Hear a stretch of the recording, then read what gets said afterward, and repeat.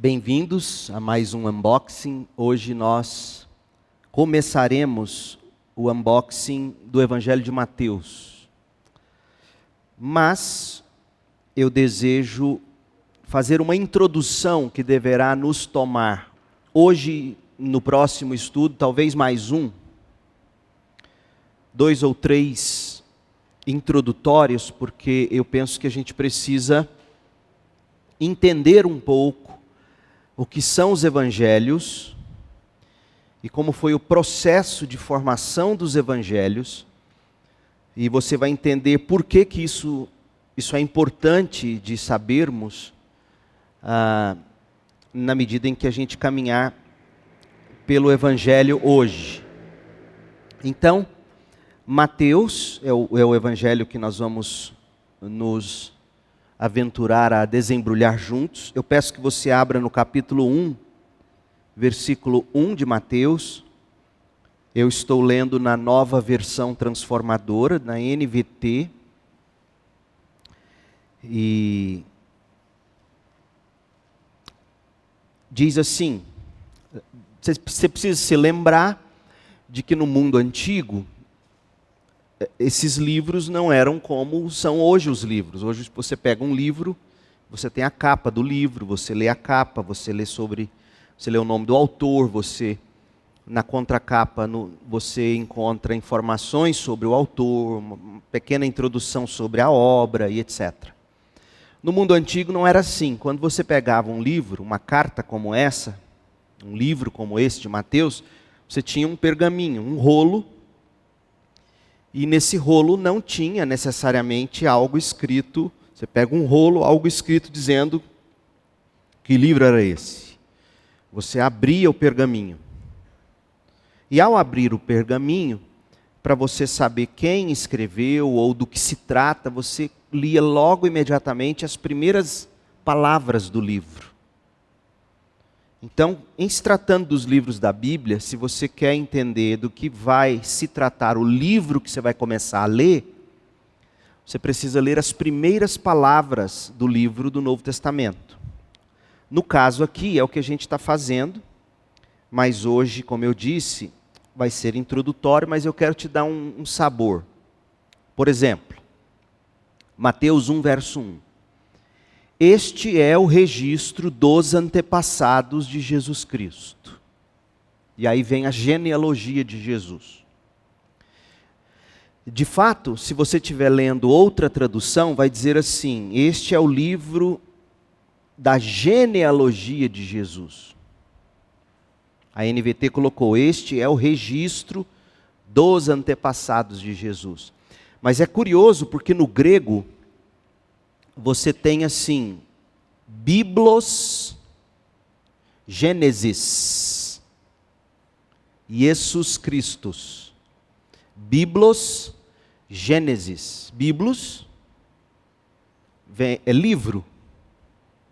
A Bíblia é plural do grego biblos. Bíblia é uma transliteração. Então, Bíblia é o plural de biblos. Bíblia é livros, e biblos é livro. Então você tem aqui em Mateus, do que vai se tratar o livro de Mateus. É o livro da Gênesis, Biblos Gênesis. É o livro da Gênesis de Jesus Cristo. Nós vamos voltar a isso quando a gente estiver abrindo Mateus mesmo. E alguns vão dizer que Mateus é para ser o Gênesis do Novo Testamento. Assim como o livro de Gênesis foi o livro que abriu o Antigo Testamento, o livro que abre o Novo Testamento é o Biblos Gênesis tu Iesu Christu. O livro, livros, ou livro da genealogia, ou livro da Gênesis de Jesus Cristo. É disso que vai tratar o livro. Então, eu queria te dar esse gostinho, porque já fica na sua cabeça: pera, então, se é um evangelho, eu estou lendo um livro da genealogia de Jesus, ou da origem de Jesus. Um livro que trata das origens de Jesus. Isso já vai te dar uma pista do que é um evangelho, certo? Mas sempre que você for começar a leitura de um livro, importa muito que você, primeiramente, identifique o tipo de literatura que você está lendo. Importa que você identifique qual é o gênero literário do texto que está nas suas mãos. Por exemplo, o texto que eu tenho para ler é uma ficção ou é uma história? E não se iluda, as pessoas doutrinam com ficção. Você se lembra quando, talvez você não vai lembrar, você é muito novinho talvez, mas a maioria talvez se lembre, quando foi lançado o livro de Dan Brown, O Código da Vinci. Quantos se lembram do lançamento do Código da Vinci? O Código da Vinci é uma ficção, o próprio autor diz isso. Mas é uma ficção que visa uma doutrinação. Mas você tem um livro na mão, você tem que identificar, é uma ficção, é uma história? É uma poesia ou é uma narrativa?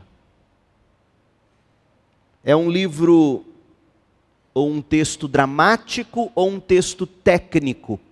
Uma coisa é você ler Shakespeare, você ler Carlos Drummond de Andrade, um texto dele. Outra coisa é você ler um texto de engenharia civil, um texto técnico.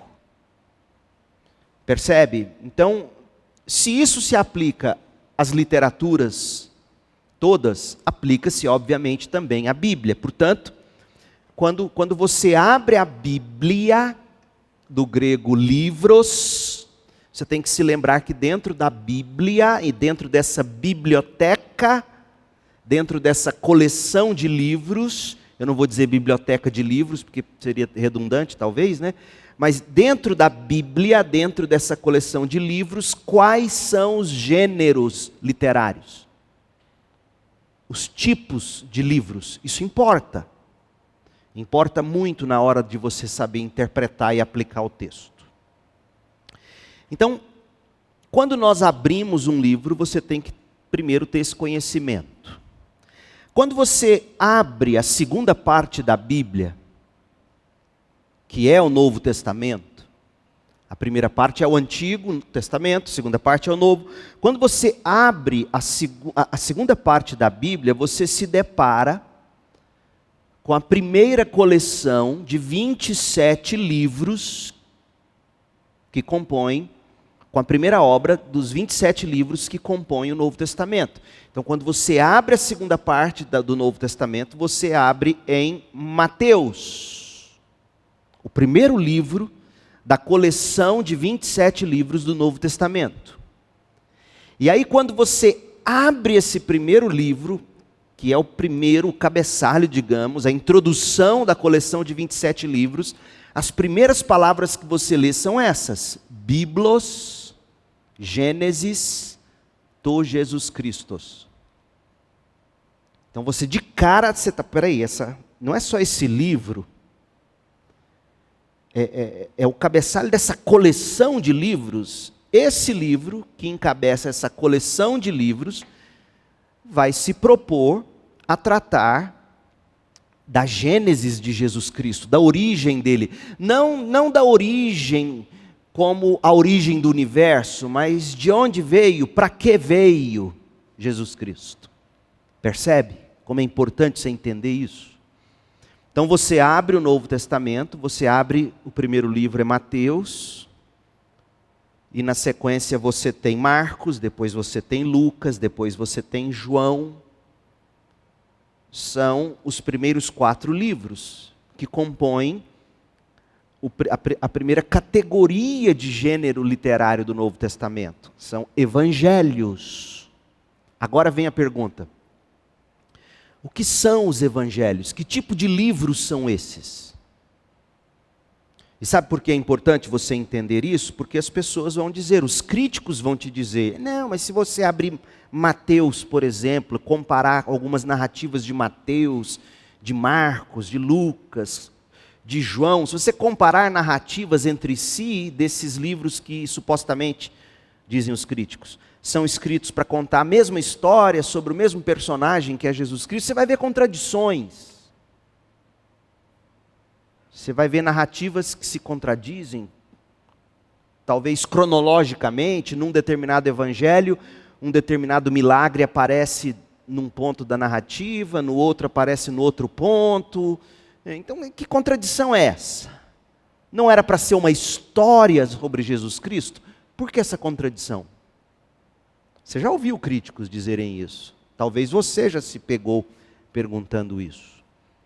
E a maneira de você se safar disso, ou de responder a essa indagação, é compreendendo, em primeiro lugar, que tipo de literatura é essa chamada evangelho.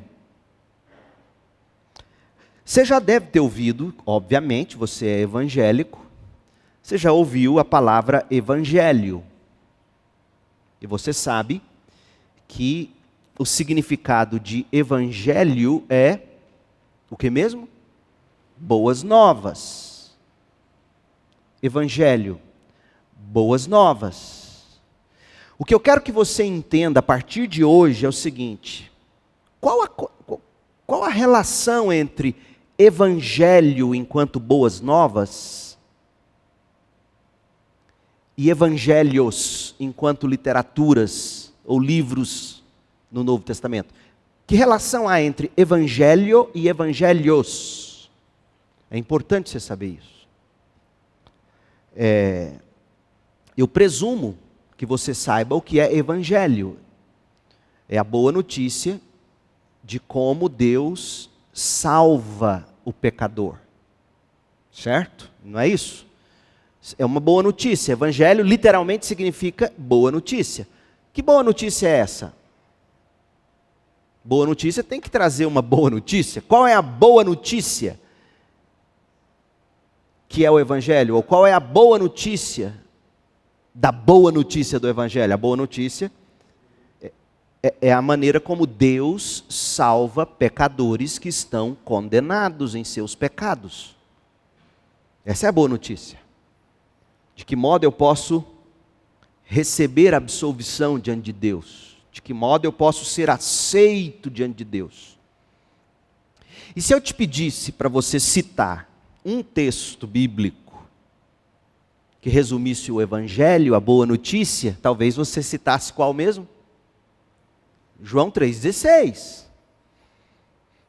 que diz na NVT: porque Deus amou tanto o mundo que deu seu Filho único, para que todo que nele crer, aí vem a boa notícia, não pereça, mas tenha a vida eterna. Então em João 3,16 não é o evangelho como um todo, mas é um bom resumo. Deus amou tanto o mundo, que deu o seu Filho único, para que todo que nele crer não pereça, mas tenha a vida eterna. Então você entende, a boa notícia é essa. O que talvez você não saiba é da relação entre o evangelho, essa mensagem do evangelho, essa boa notícia. Qual é a relação do evangelho com os 4 evangelhos? A relação entre o evangelho e um dos evangelhos. A relação entre a mensagem do evangelho e o evangelho de Mateus, por exemplo. Então é isso que eu quero que você entenda hoje à noite, para a gente, como introdução. Porque, volta comigo para João 3,16. Porque Deus amou tanto o mundo que deu o seu Filho. De que modo Deus deu-nos o seu Filho? De que modo Deus nos deu o seu Filho? Fala para mim.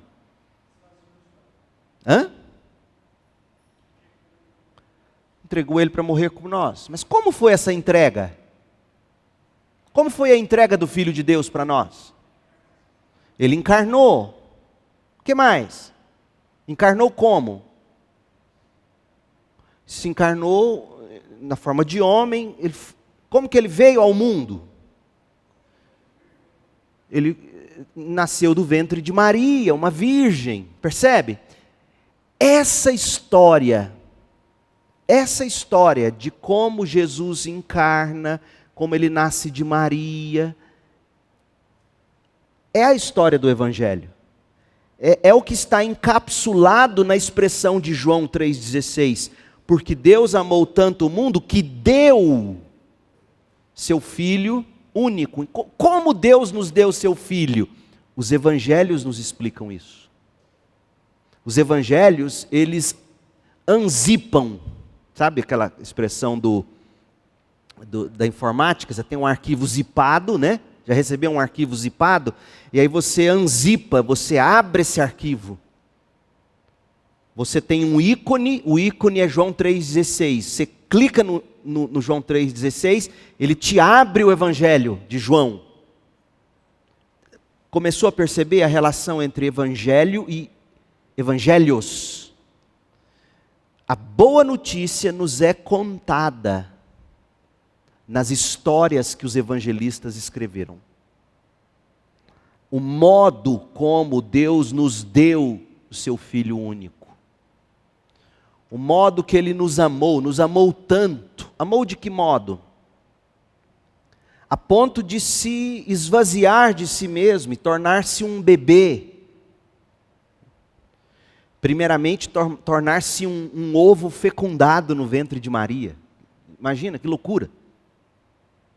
Mateus vai tratar disso, do nascimento virginal de Jesus, no capítulo 1. Então, de que modo Deus nos deu? De que modo Ele nos amou? Deus se esvazia de si, se humilha, se torna um ovo fecundado, se torna um bebê, se torna um adolescente, se torna um jovem. Ele cresce, ele vai se desenvolvendo.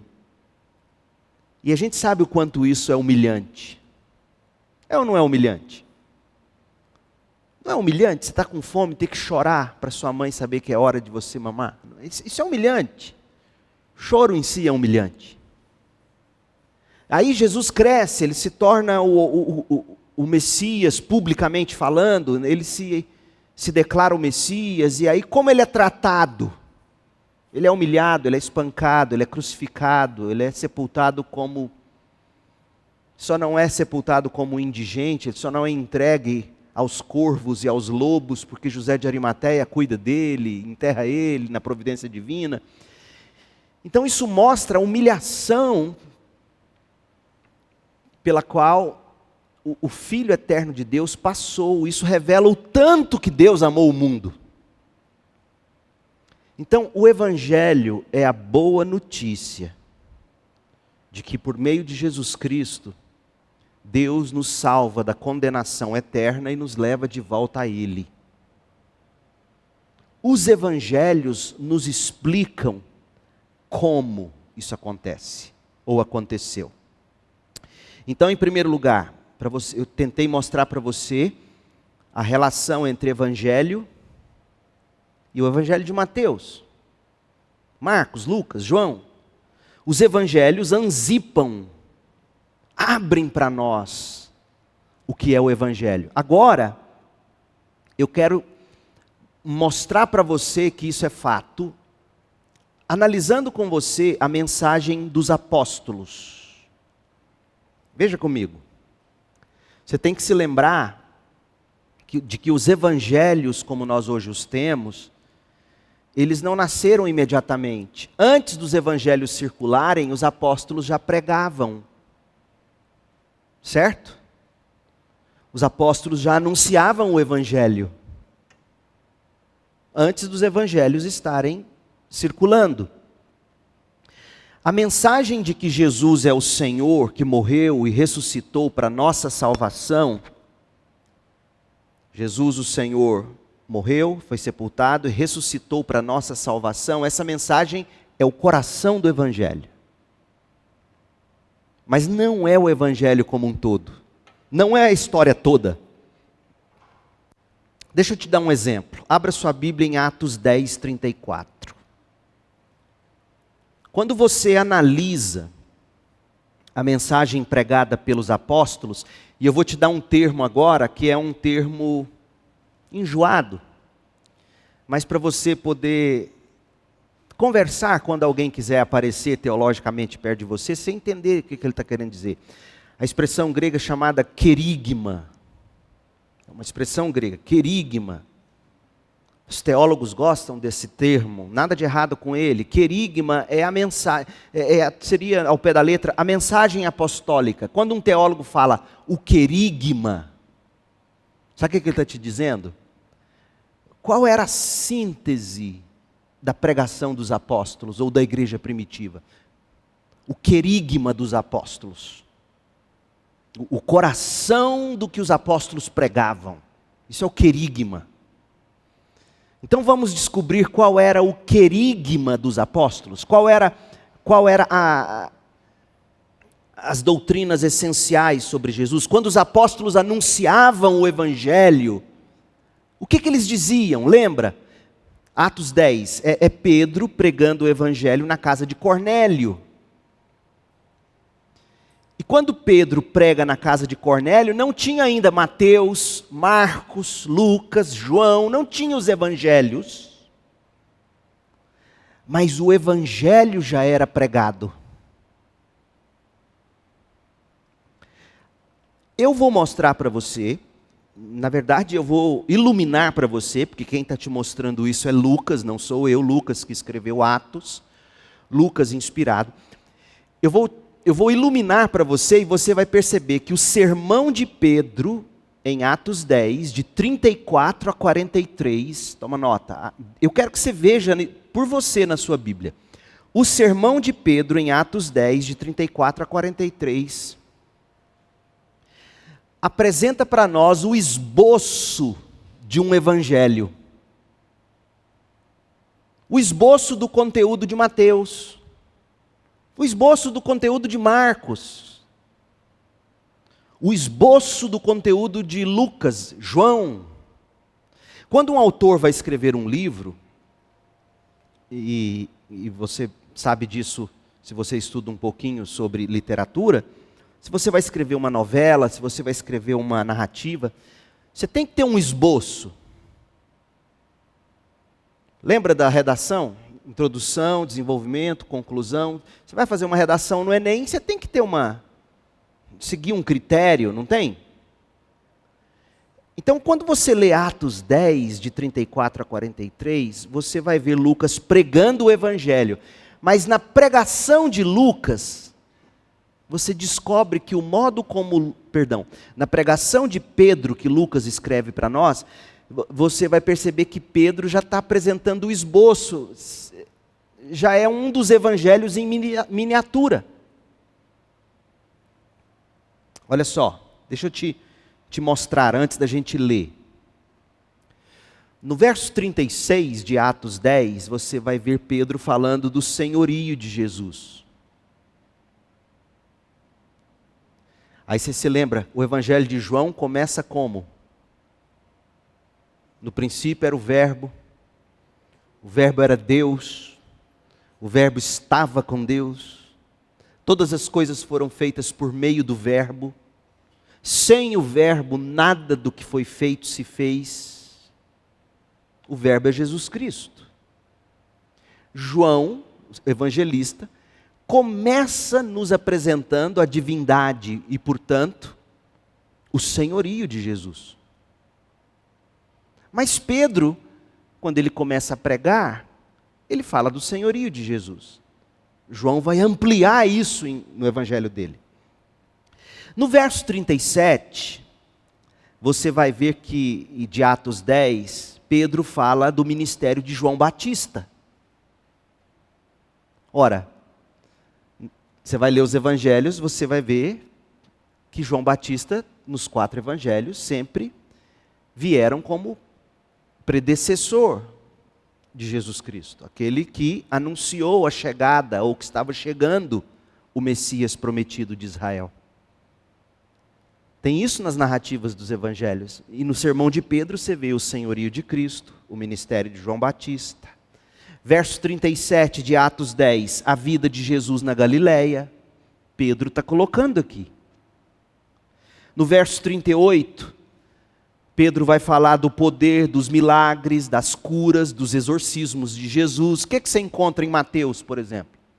Sessões inteiras dos milagres de Jesus, das curas de Jesus, dos exorcismos de Jesus. No verso 39 e 40 de Atos 10, Pedro fala da morte de Jesus por crucificação e fala da ressurreição. No verso 41, Pedro fala das aparições de Jesus aos crentes, estando Jesus em plena forma corporal após a sua morte e ressurreição. No verso 42 de Atos 10, você vê a ordem de Jesus para que se pregasse o perdão dos pecados pela fé em Cristo. E o verso 43 traz a afirmação de que as profecias do Antigo Testamento apontavam para todas essas coisas. Gente, o que é isso que eu acabei de pontuar com você, senão um esboço de um dos evangelhos? Percebe? Pedro prega o evangelho em Atos 10, de 34 a 43. Mas ao fazê-lo, ele conta a história de Jesus. Biblos, Gênesis, Tom, Jesus Christus. Ele está contando. Quer ver? Veja, agora vamos ler o texto. Você vai ver que o sermão do apóstolo Pedro aqui é como se fosse um mini evangelho, segundo os evangelhos que a gente tem. E é isso que eu quero que você entenda. Atos 10, 34. Então Pedro respondeu: vejo claramente que Deus não mostra nenhum favoritismo. Por quê? Porque Cornélio era um gentil.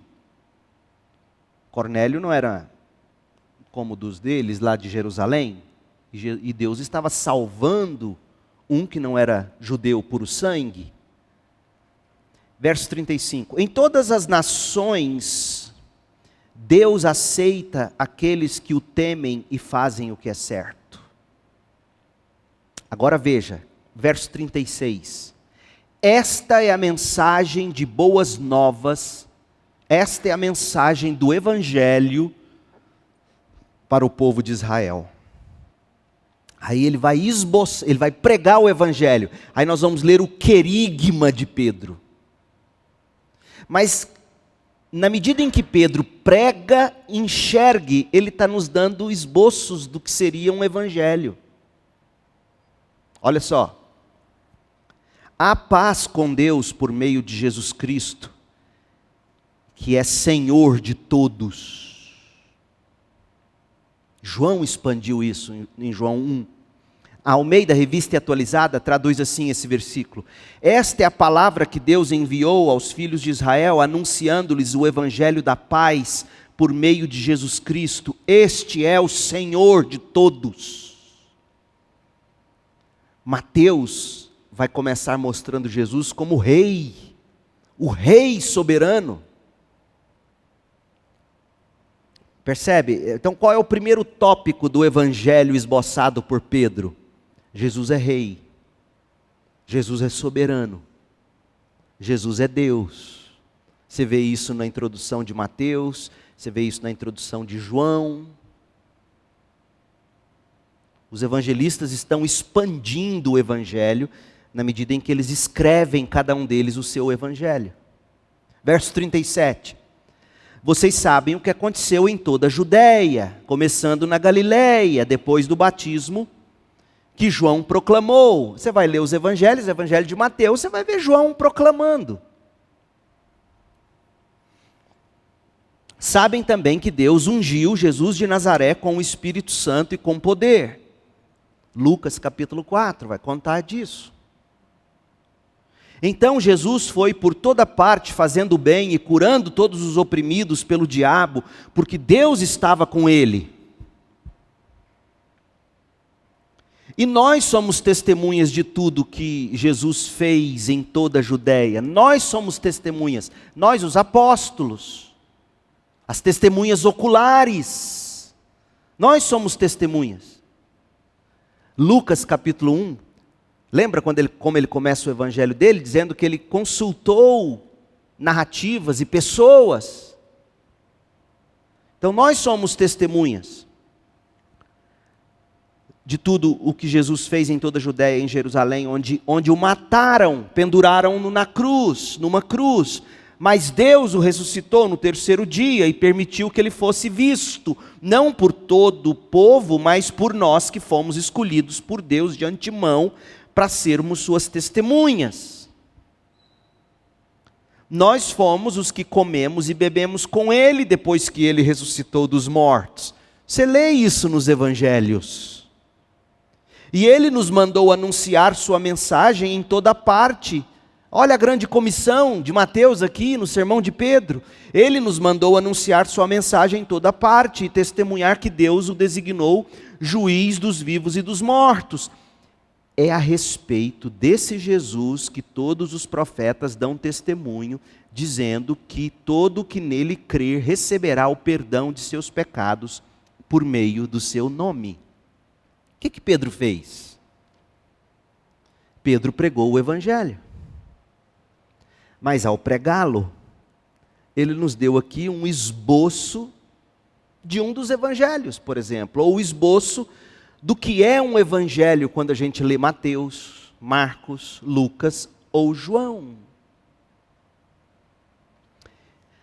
Outros sermões em Atos, por exemplo, Atos 2, de 14 a 36, Atos 3, de 17 a 26, Atos 4, de 8 a 12, Atos 5, de 29 a 32, Atos 7, Atos 13. Outros sermões em Atos adicionam alguns elementos a esse resumo de Pedro. Mas esse sermão na casa de Cornélio, ele encarna a essência do evangelho conforme o evangelho era pregado pelos apóstolos. O querigma dos apóstolos, a mensagem da igreja primitiva. O que a igreja primitiva pregava? Abra o evangelho de Mateus e leia ele inteiro. Aquele era o sermão da igreja primitiva. Abra o evangelho de Marcos e leia ele inteiro. Aquele era o sermão da igreja primitiva. Lucas, João, a mesma coisa. Tanto que Marcos, quando chegarmos lá um dia, no unboxing, ou pregando para a igreja, não sei, nós estamos estudando Marcos com os homens, Marcos nada mais é do que Marcos pegando os sermões que Pedro pregava em Roma e tornando-os no Evangelho segundo Marcos. Qual era o querigma? Qual era o sermão da igreja primitiva? Marcos 10, de 34 a 43, nos mostra que eles pregavam o Evangelho, mas de um modo tal como está esboçado nos Evangelhos. Eles começavam do começo ao fim sobre a vida de Jesus. Agora veja, quando Pedro pregou o seu sermão lá na casa de Cornélio, olha o que Pedro diz em Atos 10, 37. Vocês sabem o que aconteceu em toda a Judéia, começando na Galileia. Depois em Atos 10, 39. E nós somos testemunhas de tudo que Jesus fez em toda a Judéia e em Jerusalém. Então, ele está falando aqui, vocês sabem o que aconteceu em toda a Judéia. Nós somos testemunhas do que aconteceu na Judéia a partir de Jerusalém. Agora vem a pergunta, e aqueles que não viram essas coisas? Eu e você, por exemplo. E aqueles que não foram testemunhas oculares? E aqueles que não ouviram Jesus em viva voz? Como muitos daqueles que estavam vivos à época viram e ouviram Jesus. E nós? Outras pessoas precisavam também conhecer os fatos sobre Jesus. Conhecer sobre a vida de Jesus, conhecer a mensagem de Jesus, conhecer sobre a obra de Jesus, porque essas coisas fazem parte do evangelho que precisa ser crido. Mas como nós vamos ouvir essas coisas? Alguém vai ter que nos contar. Nós não somos testemunhas oculares. Então, sem dúvida, a princípio, o evangelho, o que é o evangelho? São os fatos sobre Jesus. A mensagem de Jesus. O que Jesus veio fazer a fim de que todo aquele que nele crê seja justificado, salvo e levado de volta para Deus. Isso é o evangelho. Então, o evangelho, a princípio, ele foi compartilhado de modo oral, na forma oral, como a gente acabou de ler no sermão de Pedro em Atos 10, a partir do verso 34. Você acha que esse sermão de Pedro, ele não pregou ele inúmeras outras vezes? Porque era a mesma história, de repente dando uma ênfase aqui, acrescentando uma profecia ali, omitindo um relato de cá, mas ele repetia a mesma história sobre Jesus. Como Jesus veio ao mundo, quem o antecedeu, os milagres que ele fez, comprovando que ele era o Filho de Deus, a mensagem que ele pregou, o conteúdo da mensagem que ele pregou, Sermão do Monte, por exemplo. Era a grande conferência de Jesus, de repente, talvez, parava em algum lugar, ficava algumas horas, dias, talvez, ensinando o Sermão do Monte. O conteúdo do Sermão do Monte. Mateus narra o Sermão do Monte, Lucas narra o Sermão do Monte. Tantos ouviram Jesus narrar, contar, pregar, ensinar, explicar o Sermão do Monte. Então você tem que ouvir o evangelho. E o que é ouvir o evangelho? É ouvir isso, como Jesus veio ao mundo, onde ele cresceu, como ele foi criado. Não temos muitos detalhes sobre isso, porque não é tão importante. Os milagres que ele fez, comprovando que ele é o Filho eterno de Deus, as coisas que ele ensinou, os demônios que ele expulsou, provando assim que o reino de Deus era chegado, e onde chegava o reino de Deus, os poderes das trevas iam se dissipando. Percebe? Então, quando você ouve o evangelho ser pregado ou contado, na verdade, você está ouvindo a história de um dos evangelhos. Essa é a conexão que você precisa começar a fazer. Qual é o evangelho que você crê? E eu creio. Leia Mateus, Marcos, Lucas, João. Esse é o evangelho. Então, o evangelho, num primeiro momento, ele foi compartilhado de forma oral. As pessoas, elas ouviram o evangelho. Elas se lembraram do evangelho. Elas compartilharam essas boas novas que é o evangelho. Só que à medida em que o tempo foi passando, e as boas novas foram se espalhando para além das fronteiras da Palestina, você se lembra? A gente está estudando Atos, o evangelho foi chegando a Chipre. Certo?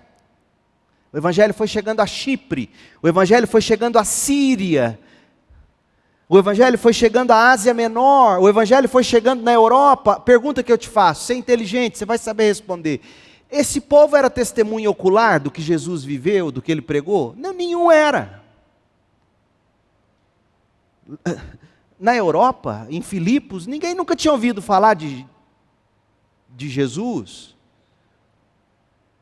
Talvez Lídia, por ser tão próxima à comunidade judaica, não sei. Mas na Ásia Menor, na Síria, em Chipre, ninguém nunca tinha ouvido o evangelho ser contado, pregado, narrado. Alguém precisava contar isso para eles. Percebe como a ideia de se compor um evangelho começa a nascer? Espera aí, alguém tem que contar a história toda do evangelho. Alguém tem que contar essa boa notícia para alguém, para esse povo. Quem vai contar? As testemunhas oculares. Percebe como é que nasce? Por que não tinha um evangelho, por exemplo, de Mateus em Jerusalém, no primeiro momento? Por que não tinha, gente? Ora, toda aquela comunidade ali em Jerusalém, estava tudo muito fresquinho ainda na cabeça deles. Mas agora você pega os crentes lá de Chipre, Ninguém nunca tinha ouvido falar. Eles precisavam ouvir a história toda, o nascimento virginal, o João Batista que veio antes, o batismo de Jesus, os milagres, os exorcismos, as curas, os sermões, o conteúdo dos sermões, o julgamento, a crucificação, o sepultamento, a ressurreição, a grande comissão. Essas pessoas precisavam ouvir essas histórias. Essas histórias juntas é o Evangelho. Por isso que faz sentido. E aí nós vamos estudar Mateus, mas eu vou te dar um spoiler. O Evangelho de Mateus, ele nasce, ao que tudo indica pelos estudiosos, lá na comunidade entre os crentes de Chipre. Mateus escreve para aquela gente. O Evangelho de Mateus, voltado para judeus. Por quê? Porque o Evangelho precisava ser anunciado, testemunhas oculares precisavam contar, eles não sabiam das histórias, e foi-se então sentindo a necessidade de se escrever a história do Evangelho. E nasce os Evangelhos. Está claro isso? Eu quero mostrar para vocês o modo como isso começou a acontecer. Rapidamente, porque já entrei nos meus 40 minutos, e aí semana que vem a gente retoma.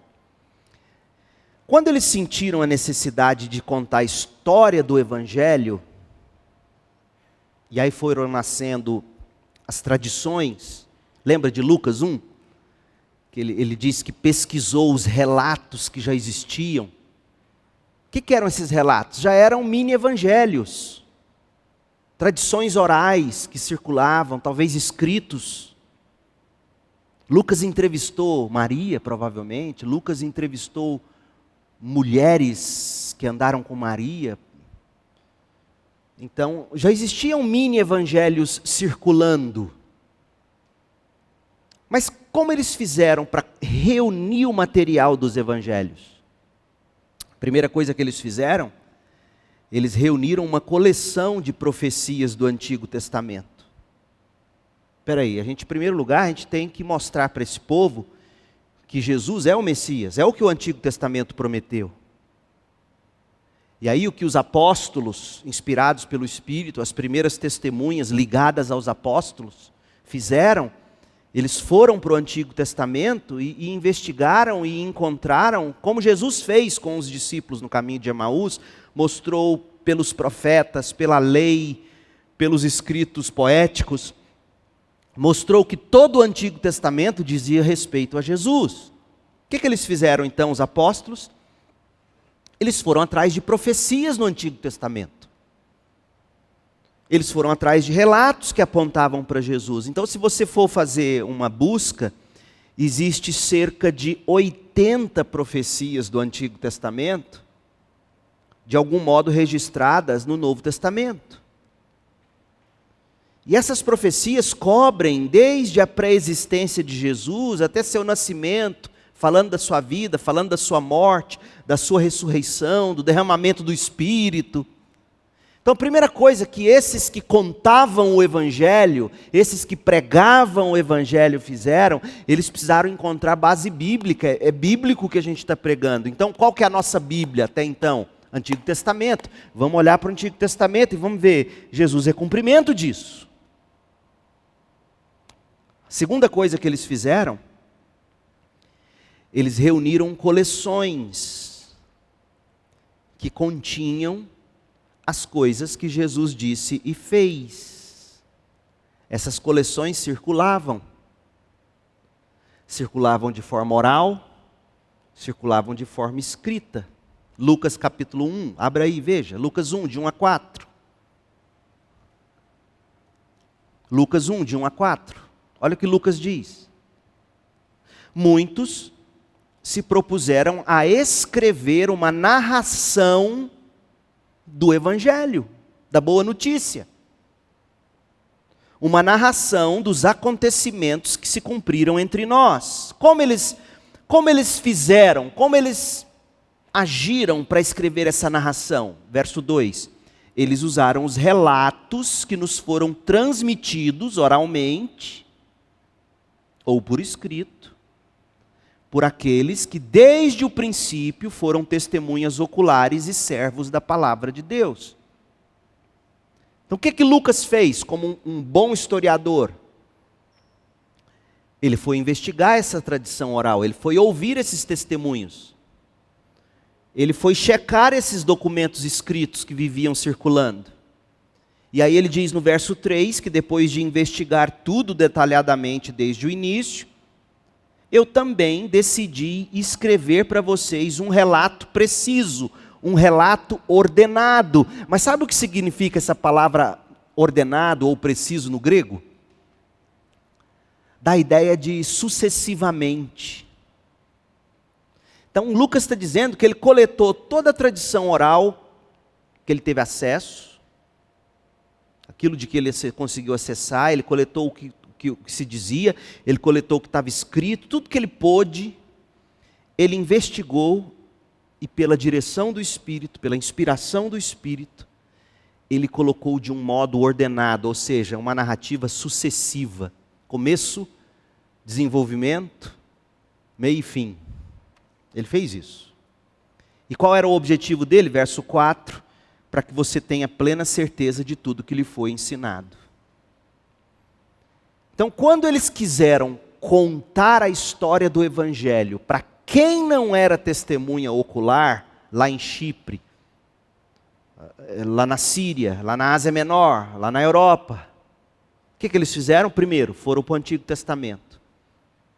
Tudo que as testemunhas oculares nos disseram, ouviram, tudo que nós estamos vendo acontecer é bíblico, é no Antigo Testamento. Segundo, depois de coletados os textos bíblicos e devidamente interpretados, o que eles fizeram? Pegaram o que rolava de boca em boca, o que rolava em documento. E Lucas, por exemplo, foi e escreveu o que ele fez. Mateus também. Marcos também. João nem se fala, João foi a testemunha ocular. Percebe? E assim nasce o Evangelho.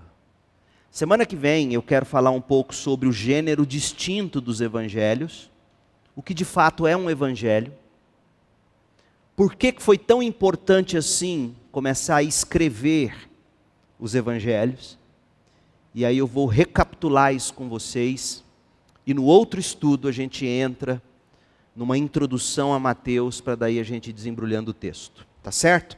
Então hoje, 3 coisas. Primeira, quando você abre um evangelho, seja ele Mateus, Marcos, Lucas ou João, quando você abre para ler, você vai ler o que é o evangelho. É isso que você tem que ter em mente. Os evangelhos se propõem, cada um deles, a nos narrar o que é a boa notícia. E essa boa notícia envolve Deus que encarnou em Cristo, nasceu de uma virgem, etc. Você vai ler a narrativa.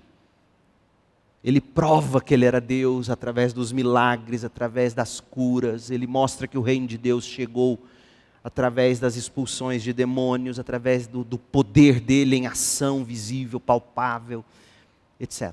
Então, quando você lê um dos evangelhos, você lê Mateus, você lê Marcos, Lucas ou João, você está lendo a história da boa notícia de Deus. Segunda coisa, esses homens entenderam que era necessário deixar isso de um modo ordenado, para que quem não foi testemunha ocular pudesse ter conhecimento real, factual, da história histórica, perdão pela redundância, mas é a história, o fato. O Evangelho é uma história verídica, real, histórica. E aí é o que você tem nos Evangelhos. E a terceira coisa que eu quero que você entenda, e aí eu quero encorajar você. A importância de um trabalho acadêmico no reino de Deus. Porque, meu povo, o que você tem em cada um dos Evangelhos é uma produção literária acadêmica, feita sob a inspiração do Espírito Santo. Lucas investigou fontes e documentos. Mateus viu de perto. Marcos, como um grande repórter, tomou nota de tudo que Pedro pregava. Lucas, João, você tem um trabalho acadêmico. E mal eles sabiam, no momento em que estavam produzindo isso para Deus, para a edificação do povo de Deus, mal eles sabiam como cada um desses evangelhos, e depois eles juntos, no cânon do Novo Testamento, cooperariam para a transformação do mundo. Não despreze seu trabalho acadêmico, feito para a glória de Deus. Não despreze. Imagina a repetição, a chatice para Lucas, checar documentos. Imagina, ouvir testemunhos, conferir, ler e reler, arrumar os erros, corrigir a grafia, corrigir a gramática. Oh, meu povo, é divino essa produção acadêmica, essa produção científica, é divino. É por isso que você, jovem, gasta esse tempo aqui, 40, 50 minutos comigo, antes da nossa diversão, para a gente compreender que o que nós temos na Bíblia Sagrada é obra do Espírito, que não anula, pelo contrário, coloca em relevo o potencial humano que Deus deu a nós, para produzirmos para a glória dEle. Isso é lindo. E você não pode desperdiçar o que Deus te deu para fazer, na vocação que Deus tem para você. Valorize a leitura. Valorize a revisão. Valorize a precisão nas suas palavras. Porque os evangelhos são precisos. Valorize o seu vocabulário. Desenvolva o seu vocabulário. Saiba conversar para você saber falar o evangelho. Deus usou um Lucas para escrever. Um Mateus. Um Marcos que ouviu um Pedro, percebe? E esses textos passaram pela prova do tempo. Então não desvalorize tudo isso. É o estudo de hoje, essa introdução aos evangelhos. E na próxima semana nós vamos tratar do gênero distinto dos evangelhos. O que de fato é essa forma literária chamada evangelho? E por que foi necessário que eles fossem colocados no papel? E qual é o objetivo deles em geral para nós?